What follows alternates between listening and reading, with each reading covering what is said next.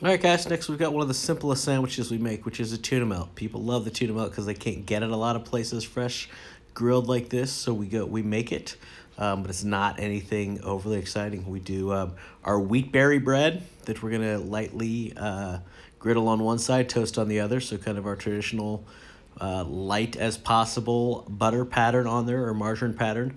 Take a hefty scoop of our tuna salad. We're going to put it in the microwave for 1 minute. So we're just going to get the heat off that tuna salad. I don't want to put all the heat that we can from that tuna salad on the grill. And the only other thing on this tuna salad sandwich is cheese, is some grilled or some melted cheese. So we're gonna make sure we get the underside toasted.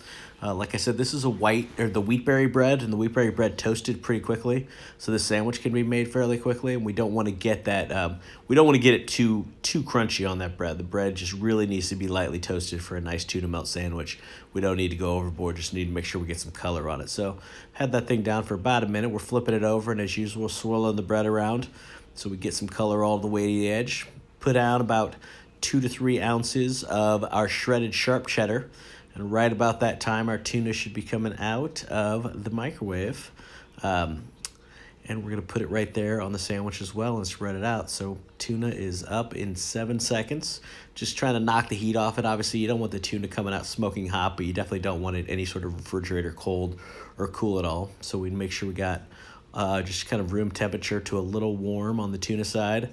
Get it all laid out there. You don't want a huge amount of tuna on a tuna melt. You want a decent bite of tuna, but other than kind of a heaping scoop of that, you don't want 2 or 3 inches of thick of tuna. It's too strong a flavor. It's just going to overwhelm the sandwich. That's not what someone's looking for when they're getting a tuna melt. So now we're just making sure we got bread. We've built the sandwich on the grill. We're just making sure the bread gets plenty of time to get brown on each side, but that shouldn't take much longer at all.